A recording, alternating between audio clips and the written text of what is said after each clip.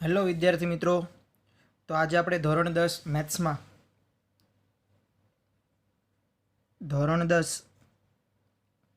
મેથ્સમાં આપણે એક નવું ચેપ્ટર શરૂ કરવા જઈ રહ્યા છીએ. લાસ્ટ આપણે ચેપ્ટર નંબર 6નો અભ્યાસ કરેલો, તો હવે લઈએ ચેપ્ટર નંબર 10, જેનું નામ છે વર્તુળ. વર્તુળની બેઝિક માહિતી તમે ધોરણ 9ની અંદર ભણીને આવેલા છો, બરાબર. એ છતાં આપણે એક વખત પાછા ટેલી કરી લઈએ. તો કે વર્તુળની વ્યાખ્યા શું હતી, બરાબર. તો કે વર્તુળની વ્યાખ્યા આપણે એવું લખતા હતા, વર્તુળ કોને કહેવાય? તો કે એક સમતલના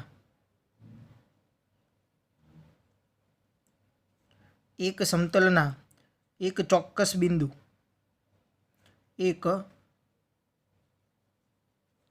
બિંદુ થી અચળ અંતરે આવેલા બિંદુઓના સમૂહને વર્તુળ કહે છે. શું કહે છે? વર્તુળ કહે છે. હવે મિત્રો પ્રશ્નો થશે કે ચોક્કસ બિંદુ, તો કે ચોક્કસ બિંદુ એટલે તેને વર્તુળનું કેન્દ્ર કહેવાય, બરાબર. થી અચળ અંતરને આપણે શું કહીએ છીએ? ત્રિજ્યા. ઓકે, તો ચાલો, તો આ થઈ ગઈ વ્યાખ્યા હતી. એનો અભ્યાસ આપણે વિશેષ ધોરણ 9ની અંદર કરીને આવેલા છો. મિત્રો બીજી વસ્તુ વાત કરી દઉં, ધોરણ 9ની અંદર તમે લોકો છે ને અમુક પદો શીખીને આવેલા છો કે ત્રિજ્યા કોને કહેવાય, ત્રિજ્યા પછી જીવા કોને કહેવાય, વૃત્તખંડ કોને કહેવાય, વૃતાંશ કોને કહેવાય, ચાપ કોને કહેવાય, બરાબર. આ બધા જ પદોનો અભ્યાસ તમે લોકોએ ધોરણ 9ની અંદર કરેલો છે. ક્યાં કરીને આવેલા છો? ધોરણ 9ની અંદર આનો અભ્યાસ વિશેષ કરીને આવેલા છો. ઓકે, તો આપણે અહીંથી થોડાક આગળ વધીએ તો લઈએ, બરાબર. જો અલગ અલગ ટોપિક હવે ધીરે ધીરે આપણે ધોરણ 10ની અંદરનો અભ્યાસ છે તે કરવાનું શરૂ કરીએ. ધારો કે આપણી પાસે આ વર્તુળ છે. કોણ છે? આ વર્તુળ છે અને એક રેખા છે. વર્તુળ અને રેખા એકબીજાને કોઈ બિંદુએ સ્પર્શ કરતા નથી, બરાબર. આપણે એવું કહી શકીએ કે રેખા અને વર્તુળ એકબીજાને કોઈ બિંદુ આગળ સ્પર્શતા નથી. ઓકે, બીજી આકૃતિ દોરું છું. વર્તુળ છે, એક આ રેખા છે PQ. કઈ રેખા છે? PQ. જ્યાં છેદે છે તે બિંદુને નામ આપી દો A અને B. તો મિત્રો વર્તુળ છે, આપણે જોઈ શકીએ રેખા PQ અને વર્તુળને બે સામાન્ય બિંદુઓ A અને B છે. તો મતલબ આનો મતલબ શું થયો? આ જે રેખા છે ને તે વર્તુળની છેદિકા કહેવાય. શું કહેવાય? વર્તુળની છેદિકા કહેવાશે, બરાબર. વર્તુળની છેદિકા થઈ. અને ત્રીજો ટોપિક લઈ લઈએ. એક વર્તુળ દોરું છું અને તેના વર્તુળના કોઈ એક બિંદુમાંથી એક રેખા દોરું છું. ઓકે, આ જે છેદે છે તે બિંદુ A, રેખાનું નામ PQ. તો મિત્રો આનો મતલબ એવો થયો, વર્તુળમાં ફક્ત એક જ બિંદુમાંથી પસાર થતી જે રેખા તમે દોરો તેને શું કહેવાય? વર્તુળનો સ્પર્શક કહેવાશે. શું કહેવાશે? સ્પર્શક. તો આ શું બની ગયું? સ્પર્શક. તો આપણા માટે એક નવી વસ્તુ થઈ ગઈ, વર્તુળનો સ્પર્શક. તો વ્યાખ્યા લખી દો મિત્રો. વર્તુળનો સ્પર્શક કોને કહેવાય? તો કે વ્યાખ્યા લખીએ, વર્તુળને ફક્ત એક જ બિંદુમાં છેદતી રેખાને વર્તુળનો સ્પર્શક કહે છે. પ્રશ્ન થશે, સર વર્તુળ ઉપર તો આવા ઘણા બધા અસંખ્ય બિંદુઓ આવેલા હોય છે, તો દરેક બિંદુ ઉપર એક એક સ્પર્શક દોરી શકો. તો એનો મતલબ એવો થાય ને સર, આની ઉપર તમે અસંખ્ય સ્પર્શક દોરી શકો? હા, દોરી શકો છો. ઓકે મિત્રો, તો ચાલો આગળ લખીએ. વર્તુળ અને રેખા એકબીજાને જ્યાં છેદે છે, બરાબર, એ સામાન્ય બિંદુને સ્પર્શ બિંદુ કહેવાય. વર્તુળ અને સ્પર્શકના સામાન્ય બિંદુને સ્પર્શ બિંદુ કહે છે. ઓકે મિત્રો, આટલી વસ્તુ તમને ખબર પડી ગઈ. ત્રીજું, જે સ્પર્શ બિંદુ છે ને એને રિલેટેડ સ્પર્શ બિંદુમાંથી પસાર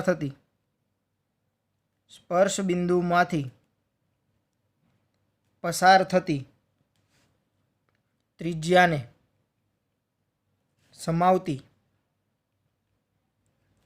સમાવતી રેખાને તે બિંદુએ વર્તુળનો અભિલંબ કહે છે.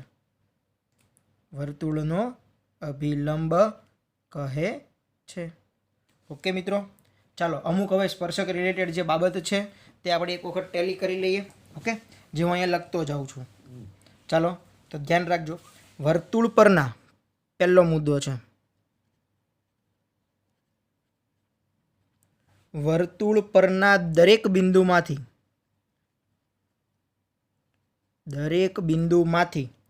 વર્તુળને એક અને માત્ર એક જ સ્પર્શક હોઈ શકે. આપણે વાત થઈ હતી તે પ્રમાણે વર્તુળ પરના એક બિંદુ છે તો તેમાંથી તમે એક જ સ્પર્શક દોરી શકશો. આગળ જાઓ એટલે બીજું બિંદુ, તો તેમાંથી તમે એક જ સ્પર્શક દોરી શકશો. ઓકે, તો પ્રશ્નો થશે, સર આવા તો વર્તુળ ઉપર અસંખ્ય બિંદુઓ હોય. તો ચાલો જોઈએ. વર્તુળ પર અસંખ્ય બિંદુઓ હોવાથી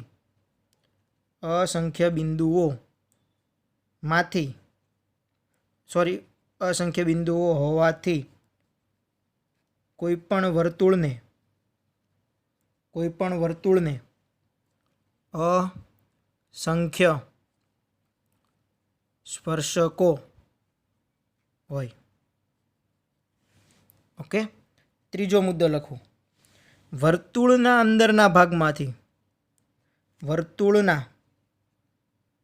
અંદરના ભાગમાં રહેલા બિંદુમાંથી વર્તુળને એક પણ સ્પર્શક ન હોય. ધારો કે આપણી પાસે આ વર્તુળ છે, તેના અંદરના ભાગમાંથી તમે એક પણ સ્પર્શક દોરી શકશો નહીં. એટલે ખાસ ધ્યાન રાખવું. બરાબર છે? ચાલો તો સર અંદરના ભાગમાં ન હોય તો બહારના ભાગમાંથી? તો હા, જોઈએ. વર્તુળના બહારના ભાગમાં આવેલ કોઈ પણ બિંદુમાંથી વર્તુળને બે સ્પર્શક દોરી શકાય.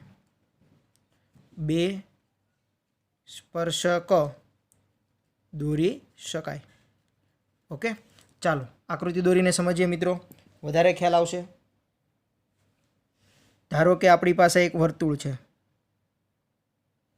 વર્તુળની બહારના બિંદુમાંથી વર્તુળ ઉપર હું સ્પર્શક દોરું છું. ઓકે, આ પહેલો સ્પર્શક, આ બીજો સ્પર્શક. બરાબર, આ જે બિંદુ હતું તેને નામ આપી દઉં પી. વર્તુળ અને સ્પર્શક જ્યાં છેદે છે તે એ, અહીંયા જ્યાં છેદે છે તે બી. ઓકે મિત્રો, તો આમ વર્તુળના બહારના ભાગમાંથી તમે વર્તુળ ઉપર કેટલા સ્પર્શક દોરી શકો? 2. વર્તુળની અંદરના ભાગમાંથી એક પણ સ્પર્શક દોરી શકાશે નહીં. ઓકે, ચાલો હવે તો કે આપણા ચેપ્ટર નંબર 10ની અંદર 2 પ્રમેય છે, પ્રમેય 10.1 અને પ્રમેય 10.2. પ્રમેય 10.2 જે છે ને એ આ છે, વર્તુળના બહારના બિંદુમાંથી દોરેલા સ્પર્શકોની લંબાઈ સમાન હોય, એટલે કે એપી બરાબર બીપી એવું સાબિત કરવાનું હશે. ઓકે, આ તો ખાલી અત્યારે વાત કરું છું, બાકી જ્યારે પ્રમેય આવશે ત્યારે આપણે સાબિત કરીશું. ચાલો આગળ લઈએ મુદ્દાઓમાં. ઓકે, વર્તુળની કોઈ છેદિકાને સમાંતર, એટલે આકૃતિ નંબર 2. વર્તુળની આ છેદિકા છે. વર્તુળની કોઈ છેદિકાને સમાંતર હોય તેવા વર્તુળના બેથી વધુ સ્પર્શકો ન હોઈ શકે. બરાબર, આ ખાસ ધ્યાન રાખવું. વર્તુળની કોઈ પણ છેદિકાને સમાંતર આ છેદિકા છે તેને સમાંતર હોય તેવા વર્તુળના બેથી વધારે સ્પર્શકો, આને સમાંતર એક સ્પર્શક અહીંયા હોઈ શકે અને એક સ્પર્શક તમે અહીંયા દોરી શકો, એની સિવાય ત્રીજો સ્પર્શક તમે દોરી શકશો નહીં. એટલે વર્તુળની કોઈ છેદિકાને સમાંતર હોય તેવા વર્તુળના બેથી વધારે સ્પર્શકો ન હોઈ શકે. ઓકે મિત્રો, તો આ થઈ ગઈ આપણા વર્તુળની થિયરી થઈ ગઈ. જે કામની થિયરી હતી તે બધી મેં તમને કરાવી દીધી. હવે તો કે આપણે આજે એક પ્રમેય જોવાના છીએ. બરાબર, પ્રમેય છે 10.1. તો ચાલો લઈએ પ્રમેય 10.1. કંઈક આવી રીતે છે.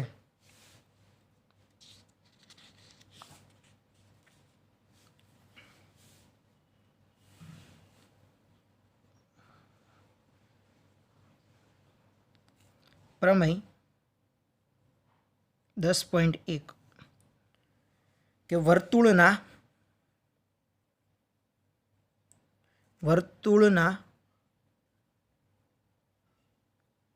કોઈ બિંદુએ દોરેલ સ્પર્શક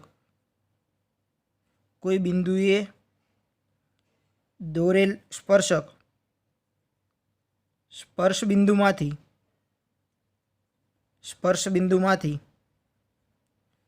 પસાર થતી ત્રિજ્યાને લંબ હોય છે. ઓકે, આવું આપણને આપેલું છે. વર્તુળના કોઈ બિંદુએ દોરેલ સ્પર્શક સ્પર્શ બિંદુમાંથી પસાર થતી ત્રિજ્યાને લંબ હોય છે. તો ચાલો આપણે સાબિતી ઉપર જઈએ, સાબિત કરીએ.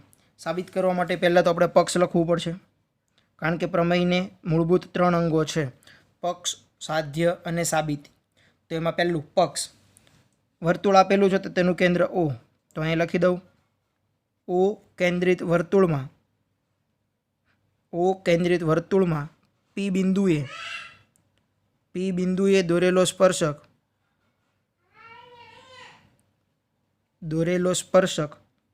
XY છે તથા OP ત્રિજ્યા છે.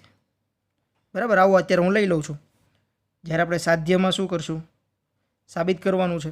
O કેન્દ્રિત વર્તુળમાં P બિંદુએ દોરેલો સ્પર્શક, કયો સામાન્ય બિંદુ કયું? P બિંદુએ દોરેલો સ્પર્શક, અને રેખા કઈ છે?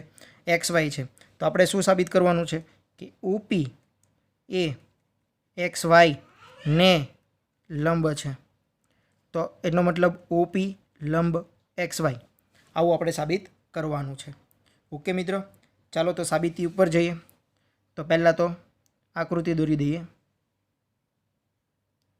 ઓકે, ચાલો આકૃતિ. વર્તુળ, એક સ્પર્શક દોરી દો. સ્પર્શક દોરી દીધો XY.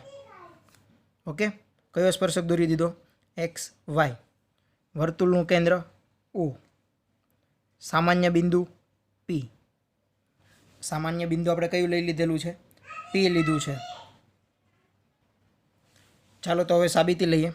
તો મિત્રો સૌપ્રથમ આપણે એક વસ્તુ કામ કરવું પડશે આની અંદર, કે XY પર P સિવાયનું અન્ય બિંદુ Q લો. ચાલો, XY ઉપર P તો છે જ, તો એની સિવાયનું કોઈ પણ બિંદુ Q લઈ લો. અહીંયા હું લઉં છું Q. શું લીધું મેં? Q લીધું. ઓકે, તો જો સમજવાનો પ્રયત્ન કરજો આપણે. તો OQ ને જોડો, લખી દો. OQ ને જોડતી રેખા દોરો. તો એનો મતલબ એવો, Q છે એ વર્તુળની બહારનું બિંદુ કહેવાય. Q એ વર્તુળની બહારનું બિંદુ છે, થાય જ. બરાબર છે. તો એનો મતલબ એવો થશે મિત્રો, જોજો. તો એના માટે હું લખી જ દઉં પહેલાં, એટલે તમને વધારે ખ્યાલ આવે કે જો ક્યુ એ વર્તુળના અંદરના ભાગમાં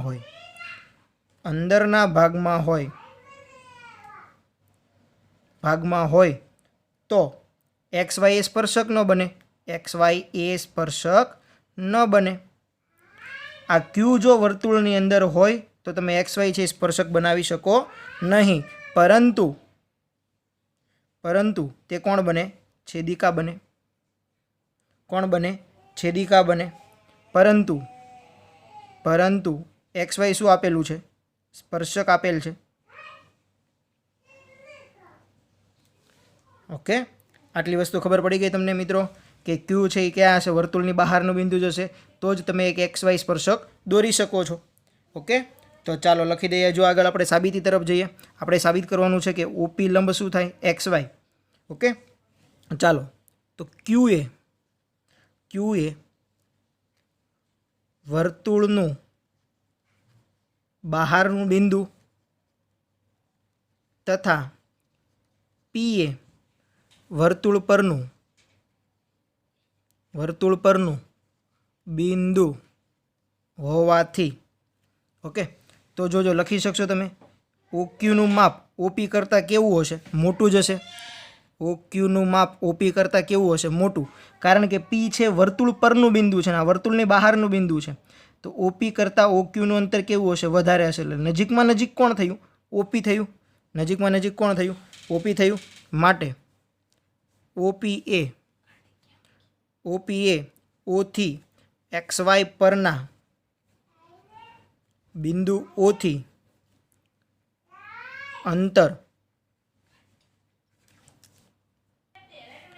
અંતર પૈકી ટૂંકામાં ટૂંકું અંતર છે. તો ઓપીનું અંતર ઓ ક્યુ કરતાં કેવું થાય? નાનું છે. સૌથી નાનું અંતર કયું હશે? વર્તુળ પરનું જે બિંદુ હશે તેનું જ અંતર સૌથી નાનું હશે. માટે તમે લખી શકશો કે ઓપી એ એક્સ વાયને લંબ છે. માટે ઓપી લંબ એક્સ વાય. ટૂંકમાં આ બધી વસ્તુ છે ને મેં લખ્યું છે, ડિટેલમાં દર્શાવ્યું છે. ખરેખર આપણે શું કરવાનું હોય ખબર છે? લંબ બતાવવું છે તો એનો મતલબ એવું, આ સ્પર્શક છે તેના ઉપર આ લંબ બતાવવા માટે મારે શું કરવું પડે? સૌથી નજીકમાં નજીકનું બિંદુ બતાવવું પડે. તો એના માટે મેં વિરોધાભાસી કામ કર્યું. મેં એક સ્પર્શક ઉપર કોઈ બિંદુ લઈ લીધેલું ક્યુ, એ ખરેખર ક્યાં છે? વર્તુળની બહાર છે. જો વર્તુળની અંદર હોય તો સ્પર્શક બને નહીં, તો શું બને? છેદિકા બને. ઓકે, એટલે મારે શું કરવું પડે? ઓપીનું અંતર સૌથી નાનામાં નાનું થાય. આ સ્પર્શક ઉપર બીજું બિંદુ પણ છે, કયું? ઓ ક્યુ. પણ એના કરતાં પણ કેવું થાય? નાનું અંતર થાય, ટૂંકામાં ટૂંકું. ઓકે, તો આ પ્રમાણે આ પ્રમેય થઈ ગયો, પ્રમેય 10.1. તો આવતા લેક્ચરની અંદર આપણે સ્વાધ્યાય 10.1નો અભ્યાસ કરીશું. ઓકે, એકદમ સરળ છે. તો બને ત્યાં સુધીમાં પ્રમેય છે એ તૈયાર થાય તો એવી ટ્રાય કરજો. મેક્સિમમ પ્રમેય બહુ ઓછો પૂછાય છે કારણ કે આને રિલેટેડ દાખલાઓ વધારે હોય છે એટલા માટે. ઓકે.